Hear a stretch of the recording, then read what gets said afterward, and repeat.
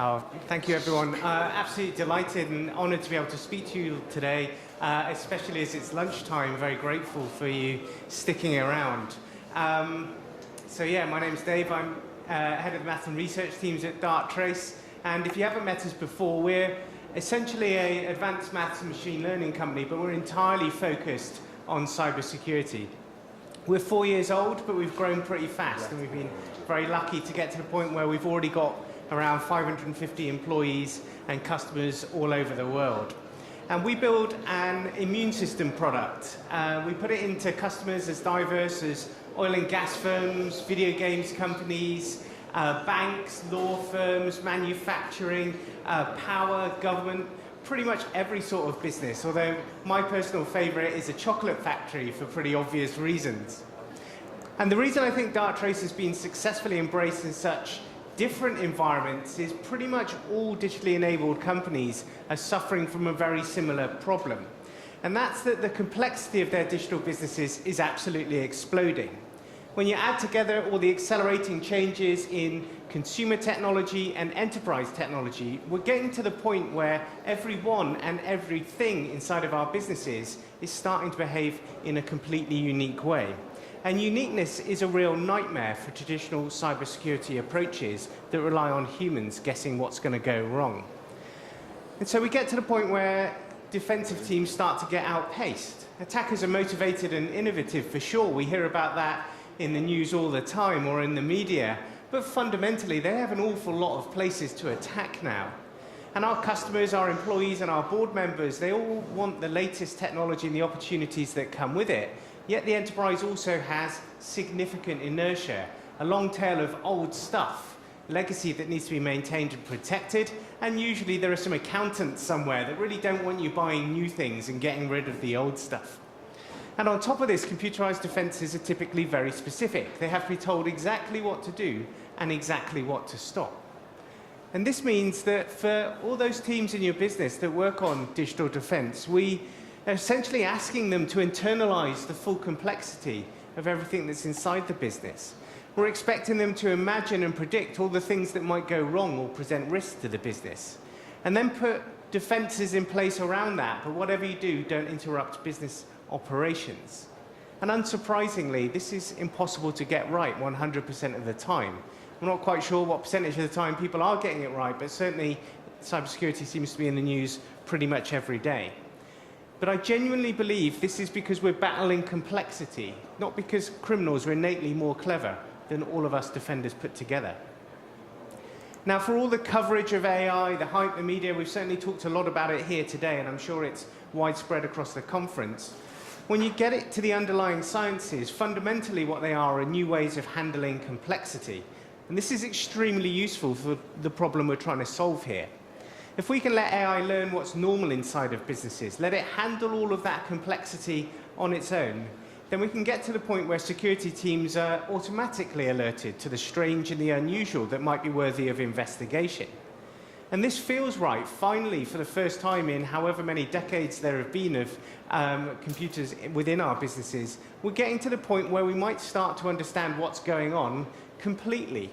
We might start to get to the point where we know exactly what's inside of our businesses better than most of the attackers that seem to turn up and do the scanning and discovering it for themselves. And we call this approach a self-learning immune system because it fulfills a very similar role to your biological immune system. This isn't about replacing the protective skin, but it's about allowing you to respond to in-progress incidents before they become a crisis, once they get inside. What's it actually doing? Well, unsurprisingly from what I've said already, it's learning about all the devices and people, but it's also learning about every individual complex relationship between them. Typically, it works by listening to network communications via appliances dropped into your network or into cloud environments. And it incorporates intuitive visual storytelling, which you can see on the side of the slide there. Rather than try and communicate mathematical ideas using equations or functions or numbers, or slipping back to the traditional cybersecurity approach of producing pie charts that tell you how much trouble you're in, we're much more interested in showing what's genuinely happening in the business, what was happening before, during, and after an incident, so you can truly understand what's going on. and yet underpin that with really deep data for investigations if you need to. Where can these things learn from? Well, really wherever your business and whatever your is and whatever the architecture of your business. On-premise networks, no problem. Data-centered, rented colos, virtual or physical stacks, doesn't matter. You can put it in cloud environments. You can have it integrate to SaaS APIs like your O365, your Dropbox, your Google and Box. Even complex and possibly bespoke industrial control systems, which are traditionally very hard to cover from cybersecurity approaches, can easily be covered if an approach is truly self-learning like this one. Really, whatever your architecture is, you can use these techniques. And I've been nerding out very heavily over the last month or so because we're currently in conversation about getting the first deployments into 2 different companies with assets in space. And if we get Darktrace up on a rocket, I can absolutely guarantee you I'm going to walk around with the biggest smile on my face. But it makes sense. If you're going to spend millions of dollars building a satellite or a spaceborne piece of equipment, and you're going to spend possibly even more money getting it up there, you certainly don't want someone else abusing it. Altogether, this really works. This is a real example of a West Coast high-tech company that is, at the point of this video, is suffering an in-progress corporate espionage attack. The desktop-looking device in the middle of the screen is actually a laptop, and it's been infected while off-site, possibly on home Wi-Fi, maybe on Starbucks Wi-Fi. If you do use Starbucks Wi-Fi, please don't. And then when reconnected to the network, it starts rifling through all the data stores, looking specifically for product-related information and also pricing-related information. And it's quite successful at this. It starts grabbing more and more successful files, and most of them are coming from the real corporate repositories. But I particularly like this example because it also includes the theft of an absolutely enormous amount of data from a completely unofficial piece of shadow IT, something put in place by some lab researchers who didn't want to talk to the corporate IT team anymore because they'd fallen out about something. So they just started building their own data repositories and other digital architecture. The attack is using the legitimate employees' credentials, but it also starts guessing admin passwords as well and has some success of that. On the plus side, there's no blue lines going from the infected device to the outside world. At this stage, the attack is simply automatically hoarding data and not sending it back to the outside world. So cleanup doesn't need to be some cyber ninja, see through the matrix type of activity. You can just go find this laptop, power it off, and arrange for it to be wiped and restored and get the user back to work.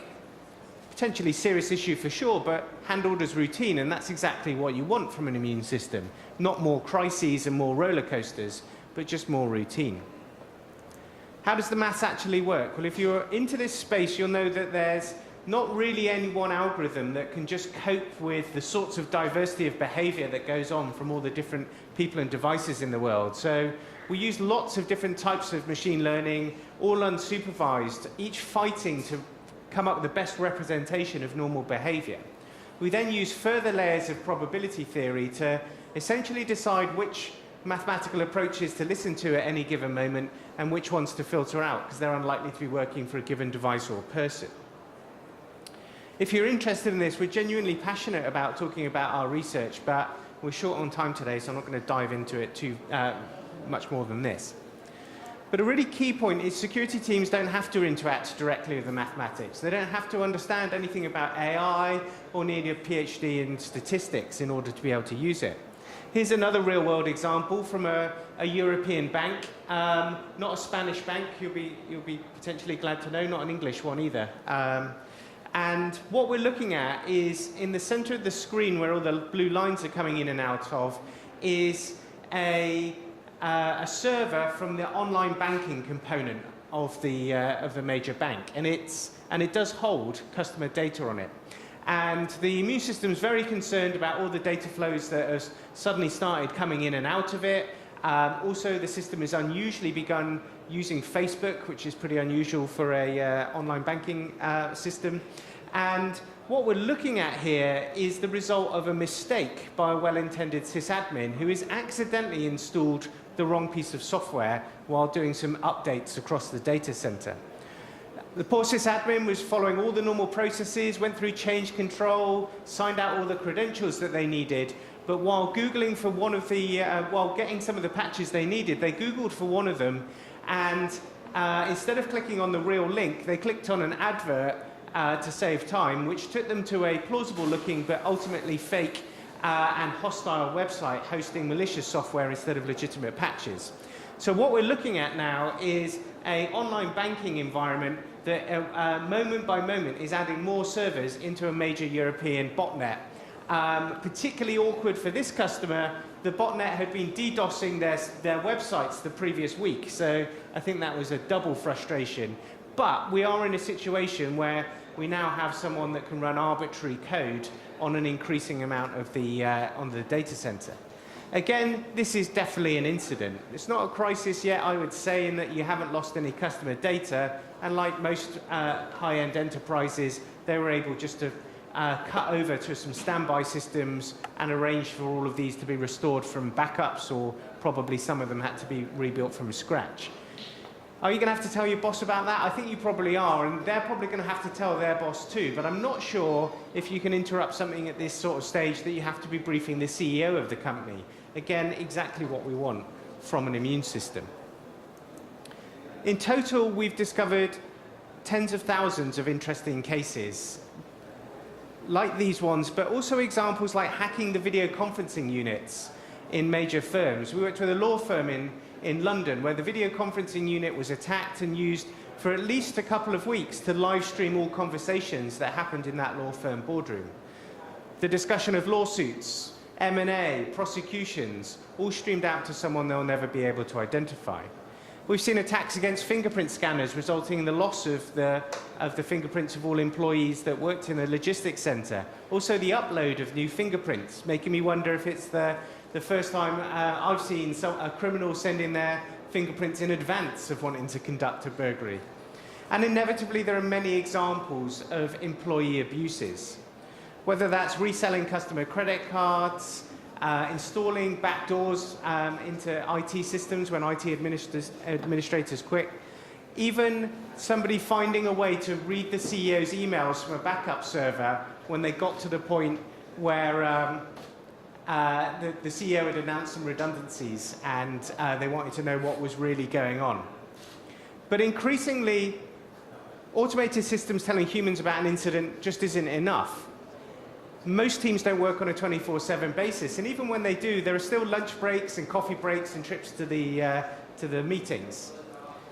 And the emergence of fast-moving attacks like ransomware is putting more and more pressure on teams to operate at near machine speeds, which is frankly unattainable. So a year ago, we released an add-on, something we call Anti-Gina, which allows the system to take autonomous response in a very surgical way to the things that it discovers. The goal is not broad quarantining. We all had enough of that in the 90s and turned it off pretty promptly, but being able to allow an infected device to remain in a network while enforcing its pattern of life so the employee can still work as normal, but the system is incapable of doing anything strange or unusual that creates risk for the company. This works too. It's sufficiently effective, actually, that it can even hold aggressive ransomware at bay. That's what's happening on this screen here. I won't go through the scenario in detail as we're short on time, but essentially a employee has opened an email that the IT team wished they rather hadn't. Ransomware has begun executing and it's starting hitting the corporate file servers. But the immune system can pick that up. It knows it's strange. It knows it's not the normal pattern of life, and it can surgically interrupt every attempted encrypted file write that happens to the data store. Meanwhile, the person can still send emails, write PowerPoints, do whatever it is they do in their normal job. The point here is it buys security teams time. And we heard a little bit about this in some of the sessions earlier. If AI is good for anything, it has to start giving us time back, not give us more to do. And if we can start making progress on strategic security goals instead of tactical firefighting, then we've really achieved an awful lot in starting to tip the balance in our favor as defenders. I'm going to wrap up now as we really are running out of time, but I just want to say that these ideas were impossible 5 to 10 years ago. The field is changing absolutely incredibly quickly, and it is amazing what we're going to be capable of in the cybersecurity industry going forwards. Having machines that can do things on our behalf is amazingly empowering and is absolutely the future of cyber defense. If you're interested in any of this at all, please get in touch. We'd love to talk to you about it. Thank you very much.